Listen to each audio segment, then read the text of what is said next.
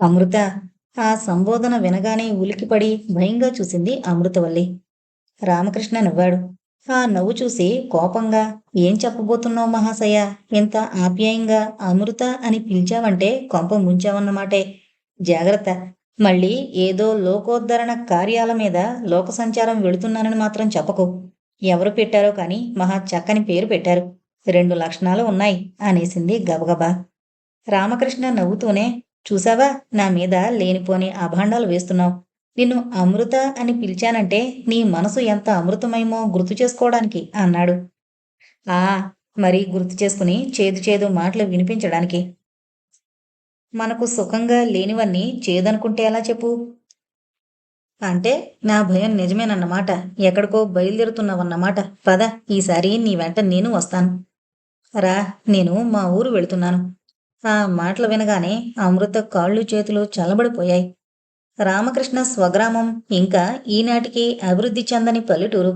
ఒకసారి సరదాకి రామకృష్ణతో ఆ ఊరు వెళ్ళి ఒక్కరోజు కూడా ఉండలేక పారిపోయి వచ్చేసింది.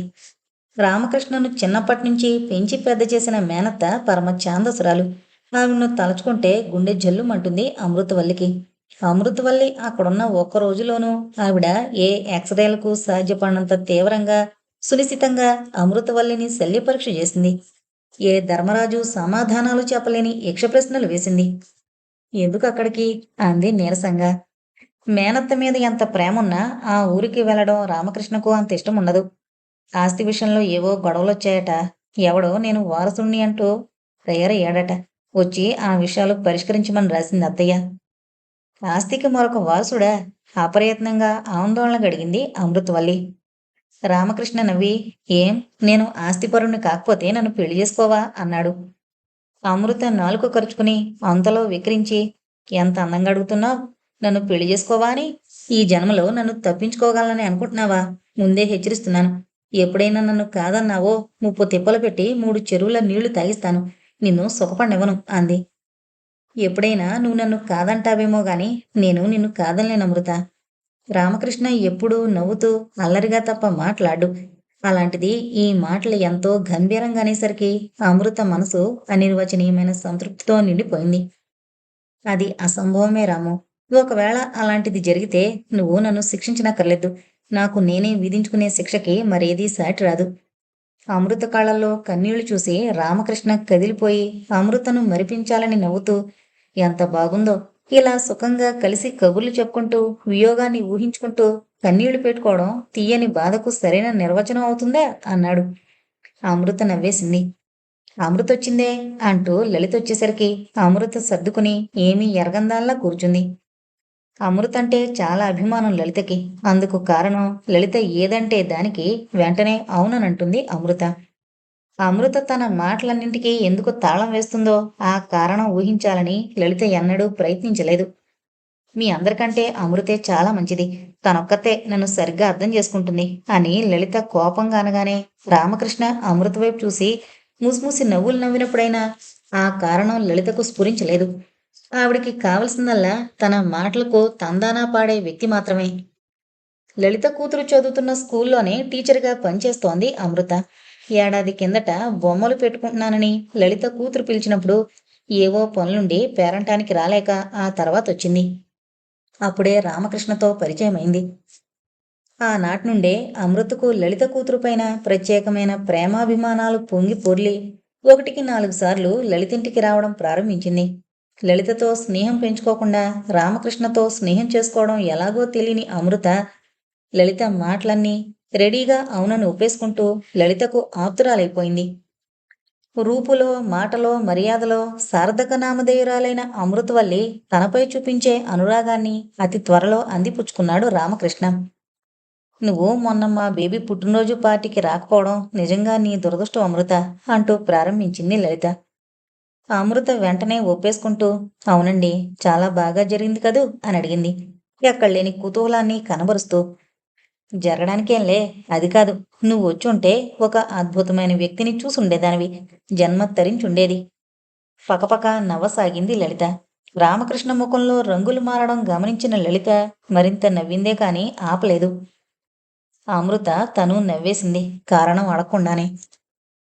ఎందుకు నవ్వుతున్నావు అమృత? చిరాగ్గా అడిగాడు రామకృష్ణ. లలిత తెల్లబోయి చూసింది. లలిత ఏదంటే దానికి వంతపాడ్డం తనకెంత అలవాటో రామకృష్ణకి బాగా తెలుసు. దానికి రామకృష్ణ తనలో తను నవ్వుకునేవాడే కాని ఎన్నడూ చికాకు పడలేదు.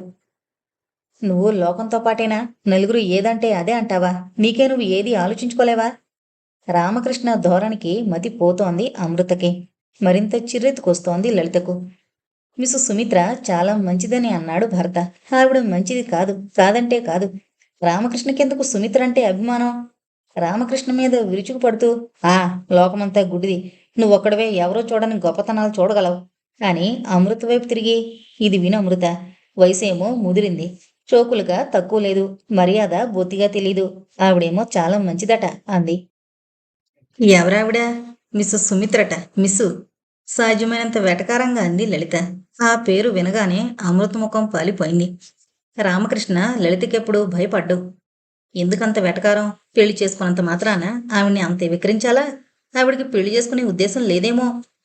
మరే లేదు పాపం. ఆవిడ ప్రేమలేఖలు చదివిన వాళ్ళెవరు? ఆవిడ నిర్లిప్తురాలని చచ్చినా ఒప్పుకోరు.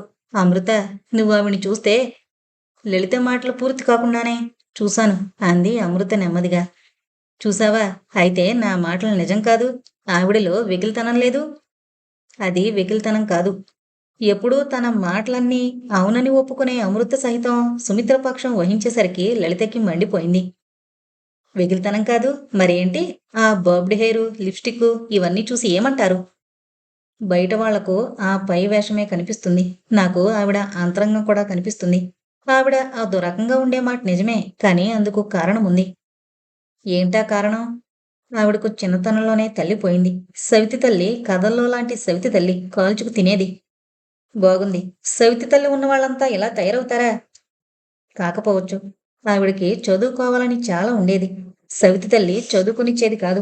ఆవిడ పట్టుదలగా అందరూ నిద్రపోయాక అప్పుడు మేలుకొని చదువుకునేది. సవితి తల్లి పోరు పడలేక మానసికంగా వాస్తవికత నుండి పారిపోవడానికి ప్రయత్నించేది. ఈ ప్రయత్నం వల్ల అప్పటికి కొద్దిపాటి మనశ్శాంతి దొరికినా రాను రాను వాస్తవిక జగత్తుతో సమన్వయం ఏర్పరుచుకోలేని ఒక బలహీనత ప్రబలిపోయింది. ఇదంతా నీకెలా తెలుసు? ఆవిడ మా అక్కయ్య. నన్ను పెంచి పెద్ద చేసి చదివించిన అక్కయ్య.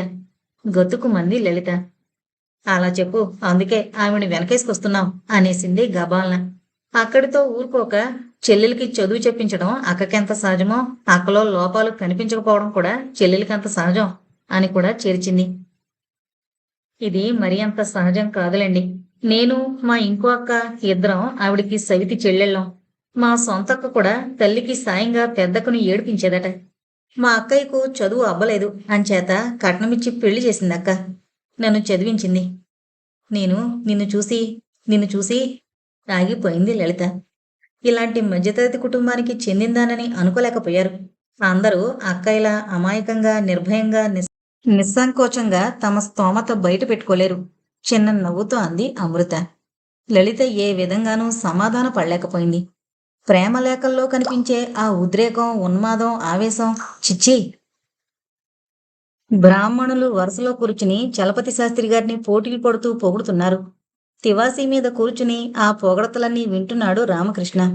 ఎప్పుడెప్పుడు ఎలాంటి సమారాధనలు చేయించాడో, ఎలాంటి బ్రాహ్మణులకు ఎంతెంతటి సంభావనలిచ్చాడో, ఏ ఏ గుళ్లల్లో ఎలాంటి కైకర్యాలు ఎంతెంత వైభవంగా చేయించాడో, ఇలాగే సాగుతున్నాయి ఆ పొగడతలన్నీ.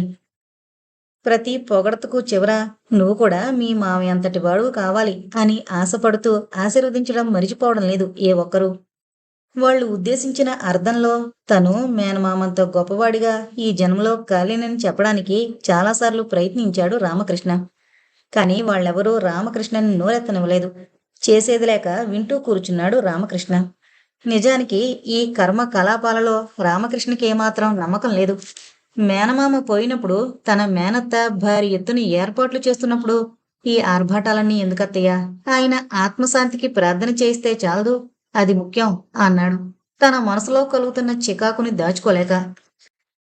రామకృష్ణ మేనత్త తాయారమ్మ నిర్ఘంతపోయి చూసింది మేనల్లుని.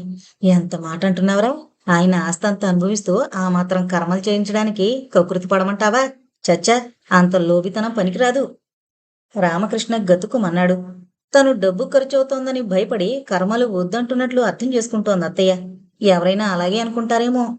ఆ తర్వాత దేనికి ఏ ఆటంకమూ చెప్పలేదు. ఎలాగూ చేస్తున్నప్పుడు నిష్టగానే చెయ్యాలని సంకల్పించుకున్నాడు. అయితే ఆ కర్మ కలాపాలు జరిపించే బ్రాహ్మణుల్లోనే నిష్ట లోపించినప్పుడు మాత్రం అతని మనసు చివుక్కుమనేది. అలాంటి విషయాలు పట్టించుకునే వాళ్ళెవరూ అక్కడ లేరు. తంతు ప్రధానం, నిష్ట కాదు. బ్రతికున్నన్ని రోజులు తన మేనమామను ఏనాడూ ప్రేమించలేని అత్తయ్య సువర్ణదానాలు, గోదానాలు జరిపించాలని పట్టుబడుతుంటే లోలోపల నవ్వలేకుండా ఉండలేకపోయాడు. మతానికి సంబంధించినంత వరకు మానవుల్లో భక్తి కంటే భయమే ఎక్కువేమో. భక్తిని సాధించగలిగే మనోబలం లేక దానికి వికృత రూపమైన భయం నుండి బయటపడలేకపోతున్నారేమో. కర్మకలాపాలు ముగించి బయటపడిన తర్వాత మళ్ళీ అలాంటి కర్మలకు తాను కర్తను కాకూడదని గట్టిగా నిశ్చయించుకున్నాడు రామకృష్ణ. కానీ ఎంత వద్దనుకున్నా ఆస్తికి సంబంధించిన చిక్కులు రావడం వల్ల మళ్ళీ వచ్చి సంవత్సరీకాలలో చిక్కుకోవాల్సొచ్చింది. లోపల నుండి పెద్దగా గొడవ బయలుదేరింది. కేకలు, అరుపులు వినిపిస్తున్నాయి. రామకృష్ణ అదేంటో చూడాలని లేచి వెళ్ళాడు. బ్రాహ్మణులు అతని వెనకాలే వచ్చారు. రామకృష్ణను చూడగానే తాయరమ్మ విరుచుకుపడుతూ, ఈ దరిద్రపు గొట్టు పాపిష్టి ముఖాన్ని వంట కుదిరిచావా? నాతో మాట మాత్రమేనా చెప్పలేదేన్రా అంది. కళ్ళ నుండి నిప్పులు రాలుస్తూ ఖాళీకలా నిలబడుంది అన్నపూర్ణ. మాటలు జాగ్రత్తగా రానియండి. ఇక్కడున్న వాళ్లలో ఎవరు ముఖం కంటేనూ నా ముఖం పాపిష్టిది కాదు. చూసావా దాని మాటలు ఎంతకు తెగించిందో? నా ముఖంలో చూడ్డానికేముందిలేండి. వయసు మీరిన వాడిని రెండో పెళ్లి చేసుకుని ఆస్తి దక్కించుకున్నానా? నీ నూరు పడా, అవతలకో. ఎవడు రమ్మన్నాడే నిన్ను? చెప్పానుగా ఎవరు రమ్మన్నారో. ఆయనకు కూడా శాపనార్థాలు పెట్టండి. ఒరే రాము, ఈ మొండను అవతలపోమను. నేను మొండని కాను, ఏ విధంగానూ కాను. బోలెడు ఆస్తున్నవాడు నా మెళ్ళో తాళి కట్టగానే చచ్చిపోతానని గ్యారెంటీ ఇస్తే తాళి కట్టించుకుని ఆస్తి దక్కించుకుని మొండని కావడానికి నాకు అభ్యంతరం లేదు. కానీ ఊరికే మొండ అనిపించుకోవడం దేనికి? అన్నపూర్ణ నోట్లో నోరు పెట్టలేని తాయారమ్మ చెతికిలబడి, ఓయ్ దేవుడో, నన్నెంత అన్యాయం చేశావురో అని చచ్చిపోయిన మొగుడిని తలుచుకుని ఏడవసాగింది. ఆ దృశ్యం చూసేసరికి అందరికీ గుండె కరిగి నీరైపోయింది. పొంతులు ముందుకొచ్చి, పూర్ణ, ఎందుకే ఈ ఆగడం? నువ్వు వండితే మడికి పనికిరాదని తెలీదు అన్నాడు అనునయంగా అంటున్నట్లుగానే ఈసడిస్తూ. పూర్ణ మండిపడుతూ, తెలీదు. ఎలా తెలుస్తుంది? నిన్న రాత్రి నా చేత చీపురు దెబ్బలు తిన్న నువ్వు పౌరోహిత్యానికి పనికిరాగలైంది నేను వంటకి పనికిరానని ఎలా అనుకుంటాను అంది. పొంతులు కంగారు పడుతూ, ఊరికే వాకకు, ఇక్కడ ఎవరు ఎలాంటి వాళ్ళో అందరికీ తెలుసు అన్నాడు. పూర్ణ పకాలున నవ్వి, ఆ మాటే అంటున్నాను. పొంతులు గారికి జోగయ్య గారి విధవ మరదలకి మధ్య ఏముందో అందరికీ తెలుసు. శాస్త్రి గారి పెద్దమ్మాయి పెద్దమ్మ గారింటికంటూ 4 నెలలు ఎక్కడికెళ్ళిందో, చిక్కి శల్యమై ఎందుకొచ్చిందో అందరికీ తెలుసు. కామయ్య గారిని మాల కుర్రాళ్ళందరూ ఎందుకు చావదన్నారో అందరికీ తెలుసు. ఈ అందరికీ నేను వంట చేస్తే ఎందుకు పనికిరానో మాత్రమే నాకు తెలియడం లేదు అంది. పూర్ణ మాటలకు అక్కడ చేరిన వాళ్ళు ఎంత హడలిపోతున్నారో అంత ఆసక్తిగా వింటున్నారు. ఆ చూపులలో ఎంత ఈసడింపుందో అంతకు రెట్టింపు లాలసుంది. మతిపోయిన వాడిలా పూర్ణను చూశాడు రామకృష్ణ. పుత్తడి బొమ్మలా ఉంది. బట్టలు పాతబడి చినుగు పట్టాయి కాని శుభ్రంగా ఉన్నాయి. మనిషి శుష్కించినట్లుగా ఉంది కాని కళ్ళు మాత్రం మెరిసిపోతున్నాయి. దీక్షితులు రామకృష్ణ దగ్గరగా వచ్చి, అబ్బాయి, దాన్ని త్వరగా వెళ్ళిపోమను. అదుంటే మిగిలిన వాళ్ళెవరూ వంటకి రారు. అదొండితే బ్రాహ్మలెవరూ భోజనాలు చేయరు. ఇన్ని ఏర్పాట్లు వృధా అయిపోతాయి. పైగా ప్రేతాత్మ ఘోషిస్తుంది అన్నాడు. పూర్ణ నిలబడ్డ చోటు నుండి అడుగు కదపకుండా, రెప్ప ఆర్పకుండా రామకృష్ణని చూస్తోంది. అక్కడ చేరిన జనం కూడా రామకృష్ణను చూస్తూ ఈ చోద్యం మనసారా ఆనందిస్తున్నారు. రామకృష్ణ నోటి నుండి మాట రాకపోవడంతో తాయారమ్మ శోకాలు మరింత ఎక్కువైపోయాయి. ఆ సమయంలో నోట్లో చుట్ట గుప్పుగుప్పున వదులుతూ వచ్చాడు కోటి. ఏంటండి అని అడుగుతూనే సంగతేంటో గ్రహించాడు. పూర్ణ చెయ్యి పట్టుకుని, ఏటే దొంగముండ, నడెక్కడుండి అన్నాడు గట్టిగా గుంజుతూ. కోటిని చూడగానే పూర్ణముఖం జీవం లేనట్టు తెల్లబడిపోయింది. ఆవిడ కాళ్ళు చేతులు వణకడం స్పష్టంగా కనిపించింది. అప్పటికే రామకృష్ణ ముఖం మీద నుంచి చూపులు తిప్పుకోలేదు పూర్ణ. ఆ చూపులు ఏవేవో ప్రశ్నలు వేస్తున్నాయి. ఏదో సంజేషి అడుగుతున్నాయి. కోటొచ్చి తన చెయ్యి పట్టుకోగానే వాడి చెయ్యి గట్టిగా కరిచింది పూర్ణ. వాడు అరచి ఒక్క క్షణం పూర్ణ చెయ్యి వదిలి మరుక్షణం మరింత కసిగా పూర్ణ జబ్బ పట్టుకుని, నడవే, బయటికి నడు అన్నాడు ఏడుస్తూ. పూర్ణ వాడిని విదిలిస్తూ భాస్కర్రావుని సూటిగా చూసి, భాస్కర్రావు, నన్ను వీడి నుంచి విడిపించు. ఈ రాత్రి నీకు లొంగిపోతాను అంది. కోటి టక్కున ఆగిపోయి భాస్కర్రావు ముఖంలోకి చూశాడు. అక్కడున్న అందరూ చూశారు. భాస్కర్రావు ఒక్క క్షణమే బిత్తరపోయాడు. అంతలోనే అతని కళ్ళు కోటి కళ్ళతో ఏటో మాట్లాడాయి.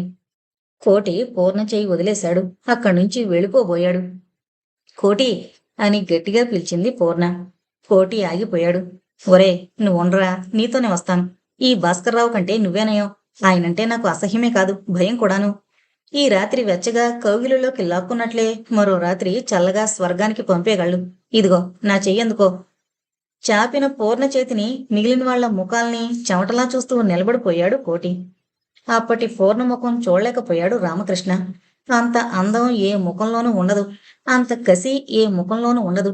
కాని అన్నింటికీ మించి అంత దుర్భర వేదన లోకంలో ఏ ముఖంలోనూ కనిపించదు. రామకృష్ణ ముందుకొచ్చి చాపిన పూర్ణ చేతిని పట్టుకున్నాడు. పద, నిన్ను మీ ఇంటి దగ్గర దింపొస్తాను అని అక్కడున్న అందరి కళ్ళు తననే చూస్తున్నాయని గమనించినా తన కళ్ళు మాత్రం ఎటూ తిప్పకుండా ముందుకు నడిచాడు. అందుకే తనను చూసి భాస్కర్రావు కళ్ళు నూరుకోవడం అతనికి తెలీదు.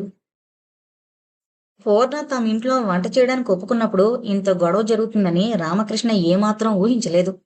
రేపు మీ ఇంట్లో వంటకి నేను రావచ్చునా అని తలుపు చాటున నిలబడి పూర్ణ అడిగినప్పుడు వంచిన తలైనా ఎత్తకుండానే అలాగే అన్నాడు. తీరా రేపు నేనొచ్చాక వెళ్ళిపోమని అనకూడదు. ఆ మాటలు కొంత వింతగా అనిపించినా ఈ పల్లెటూళ్ళల్లో వంటలు చేయడానికి పోటీలు పడి వస్తారులా ఉంది అనుకుని ఎందుకు వెళ్ళమంటాను, రేపు రండి అన్నాడు. ఇప్పుడింక వెళ్ళండి అన్నట్టు. దీని వెనకింత కథ ఉందా? అసలు కథ ఏంటో ఎలా అడగాలో కూడా అర్థం కాలేదు. సంకోచిస్తూనే మీరు బ్రాహ్మణులు కారా అన్నాడు. పూర్ణ పకాలను నవ్వి పుట్టుకతో బ్రాహ్మణినే, కాని ప్రస్తుతం ఈ ఊరి వాళ్ళ దృష్టిలో అందరికంటే హీనురాల్ని అంది. ఎందుకు అని అడగలేకపోయాడు రామకృష్ణ. పూర్ణ రామకృష్ణ ముఖంలోకి చూస్తూ మీరు నన్ను గుర్తుపట్టలేదా అంది. రామకృష్ణ తెల్లబోయి చూశాడు. ఈ యువతి తనకు పూర్వ పరిచితురాలా? పూర్ణ నిట్టూర్చి మరిచిపోయిన ఆశ్చర్యం లేదులేండి. ఎప్పుడో 5 ఏళ్ల కిందట చూశారు. ఆనాటికి ఈనాటికి నాలో అన్ని విధాలా అనేక మార్పులొచ్చాయి అంది. 5 ఏళ్ల కిందట అనగానే రామకృష్ణకి గుర్తొచ్చింది. అవును, 5 ఏళ్ల కిందట. అప్పటికి మావయ్య కూడా బ్రతికే ఉన్నాడు. మావయ్య రమ్మని రాస్తే సెలవులకొచ్చాడు. వచ్చిన రోజే అత్తయ్య రమ్మని పిలిపించిన కారణం బయట పెట్టేసింది. రాము, సుబ్బయ్య గారు అమ్మాయి అన్నపూర్ణ చాలా అందంగా ఉంటుంది అంటూ ప్రారంభించింది. తను విన్నా వినకపోయినా ఊళ్ళో అందరి సంగతులు చెప్పడం తాయారమ్మకు అలవాటే. ఓహో అన్నాడు అనాసక్తంగా. ఆ అమ్మాయిని నీకిస్తామంటున్నారు అని అసలు విషయం చెప్పేసింది. రామకృష్ణ కంగారు పడిపోయి ఇంకా నేను చదువుకుంటున్నాను, అప్పుడే నాకు పెళ్ళేంటి అన్నాడు. బాగుంది, చదువుకుంటున్న వాళ్ళంతా పెళ్ళిళ్ళు చేసుకోవడం లేదా ఏంటి? రామశాస్త్రులు గారి అబ్బాయి ఇంటర్ పాస్ అవ్వకుండానే. అది సరే, ఇప్పుడప్పుడే నేను పెళ్లి చేసుకోను. ఆవిడ ధోరణి అప్పట్లో ఆగదని తెలిసి మధ్యలో అడ్డుపడుతూ అన్నాడు. తాయరమ్మ ఎన్ని విధాల నచ్చజెప్పబోయినా రామకృష్ణ ఒప్పుకోలేదు. అంతే, ఆస్తికి వారసులు కాని కష్టసుఖాలు కారు అని కూడా అనేసింది ఆవిడ. ఆవిడ ఆ మాట అనడం అది మొదటిసారి కాదు గనుక నవ్వేస్తూ నీ ఇష్టం, ఆస్తికి కూడా వారసుణ్ణి చేయకు. నీ ఇష్టానికి నేను అడ్డురాను, నా ఇష్టానికి నువ్వు అడ్డురాకు అన్నాడు. చలపతి శాస్త్రి మొదటి భార్యని పిల్లలు లేరని వదిలేశాడు. ఆ తర్వాత తాయారమ్మని చేసుకున్నాడు. తాయారమ్మకి పిల్లలు లేకపోయినా వదిలేలేకపోయాడు. చెల్లెలు కొడుకు రామకృష్ణని చిన్నప్పటి నుండే దగ్గరికి తీసి పెంచాడు. తాయారమ్మకి రామకృష్ణ మీద అభిమానం లేకపోలేదు. కాని తమ ఆస్తికి వారసుడనే అహంకారం చూపించబోతుంది. ఆ అహంకారానికి రామకృష్ణ ఏనాడూ లొంగడు. చివరికి అతని అభిమానానికి తాయారమ్మ అహంకారం లొంగిపోయేది. ఆ అమ్మాయిని ఒకసారి చూడు, తర్వాత నీ ఇష్టం అని బ్రతిమలాడ్డం మొదలుపెట్టింది. పూర్ణని ఒక్కసారి చూస్తే రామకృష్ణ తప్పకుండా ఒప్పుకుంటాడని ఆవిడకు గట్టి నమ్మకం ఏర్పడింది. అన్నపూర్ణ వినయ విధేయతలు, పనీపాట్లు ఆవిడ్ని బాగా ఆకర్షించాయి. అలాంటి పిల్ల ఇంటి కోడలుగా వస్తే తన చివరి రోజులు సుఖంగా గడిచిపోతాయని ఆశపడింది. నాకు చేసుకునే ఉద్దేశం లేనప్పుడు చూడడం దేనికి అని చిరాకు పడ్డాడు. అయినా తాయారమ్మ వదిలిపెట్టలేదు. ఒక్క తాయారమ్మనే అయితే రామకృష్ణ ఇంకా గట్టిగా ఎదిరించేవాడే. కాని అన్నపూర్ణ అమ్మమ్మ కూడా వచ్చి బ్రతిమలాడడం మొదలుపెట్టింది. తల్లి మతిలేంది బాబు, నేనే పెంచాను, ఒకసారి వచ్చి చూడు, నిన్ను చేసుకోమని బలవంతం పెట్టడం లేదుగా అంది. స్పష్టంగా చేసుకోనని చెప్తున్నా ఒక్కసారొచ్చి చూసుకోమని బలవంతం పెట్టే ఈ మనస్తత్వాలేమిటో అతనికి అర్థం కాలేదు. కాళ్ళ వేళ్లా పడి బ్రతిమాలే ఆ ముసలావిణ్ణి మొరటగా తిరస్కరించలేక వస్తానని ఒప్పుకున్నాడు.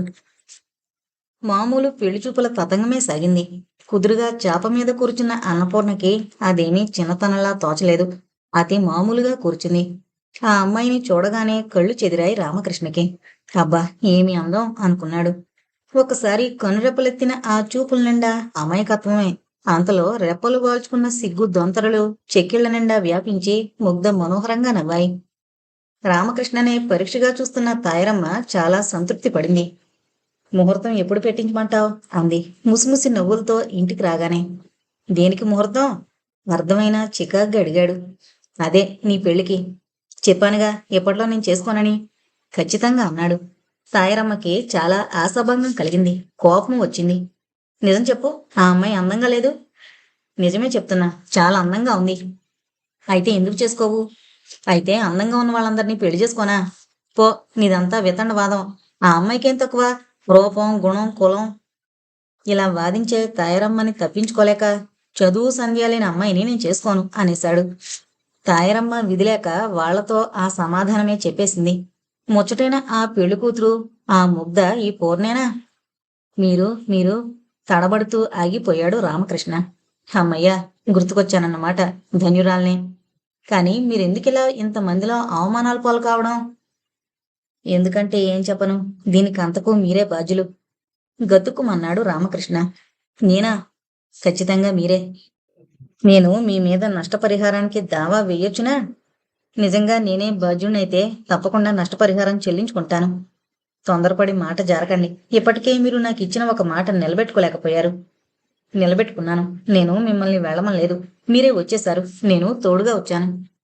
అన్నపూర్ణ ప్రశంసాభావంతో రామకృష్ణ ముఖంలోకి చూస్తూ కొంచెంసేపు మాట్లాడలేకపోయింది. అవును, మీరు మాట నిలబెట్టుకున్నారు. నేను తమాషాగా అన్నాను. నా దురదృష్టానికి మిమ్మల్ని బాధ్యులుగా చేయడం అన్యాయమే. మీకు అభ్యంతరం లేకపోతే ఏం జరిగిందో చెప్పండి. నాకు అభ్యంతరమా? ఒకనాడైతే మీ ముందు నిలబడి నోరు మెదపలేకపోయేదాన్ని.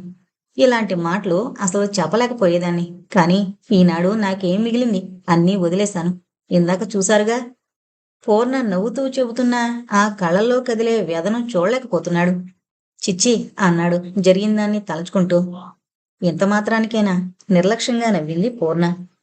ఒక స్త్రీ అలా మాట్లాడుతుంటే వినలేక తలదించుకున్నాడు రామకృష్ణ. అప్పుడు మీరు నాకు చదువు లేదు గనక పెళ్లి చేసుకోనని కబురు చేశారుగా. అది అది వినండి. నేను చాలా అందంగా ఉంటానని నాకు తెలుసు. నాకు జ్ఞానం వచ్చినప్పటి నుంచే ఆ మాట అందరి నోట వింటూనే ఉన్నాను. మీ సమాధానం వినగానే నేనే గనక చదువుకునుంటే మీరు తప్పకుండా నన్ను చేసుకుంటారని ఆశపడ్డాను.